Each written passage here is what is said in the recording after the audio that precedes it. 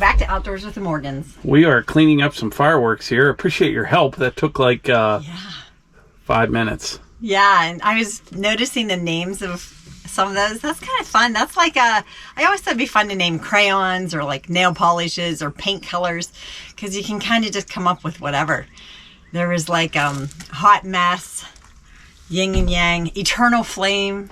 There's all different kind of names. The Devil's Glory. Like someone was just talking about that the other night. How do they come up with these names for all these fireworks? It's the same with nail polishes. But we got that cleaned up. I need to hit all the little stuff with the leaf blower. Okay. And but it is the 4th of July right now. Went to the parade this morning. Haven't done a whole lot today. It's a scorcher today. Hunter and I laid low. I'm tired, but I'm just out of energy. Yeah. I've been eating like peanut butter and some proteins and some chickens.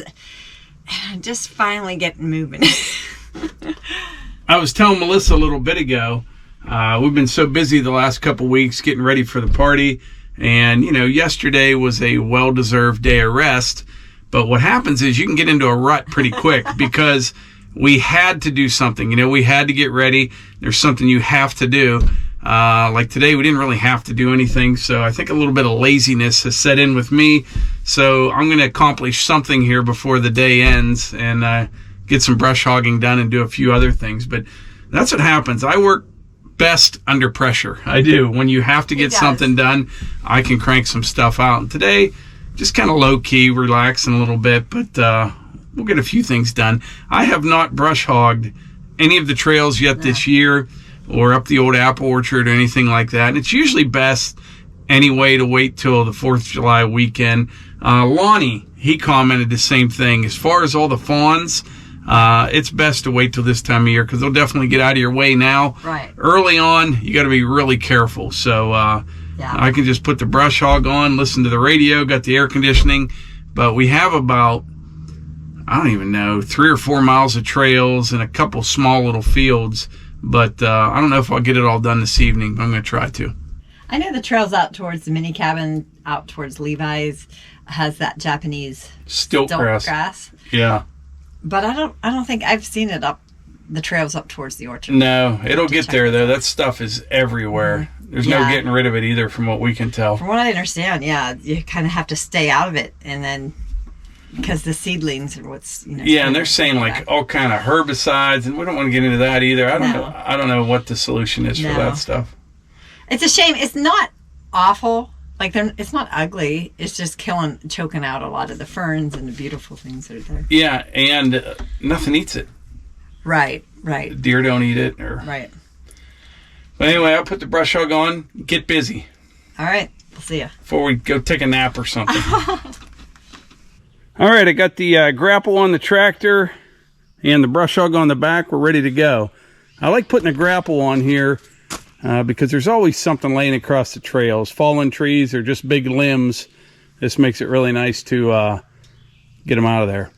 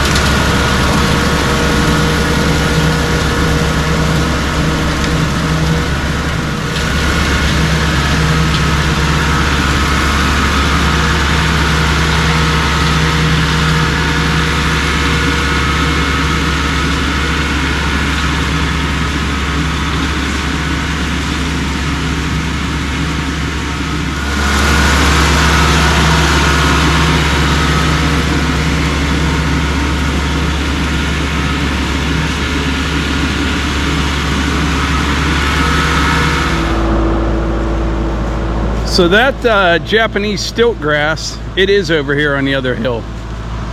It's everywhere. It's this stuff right here. I don't think there's any stopping it either.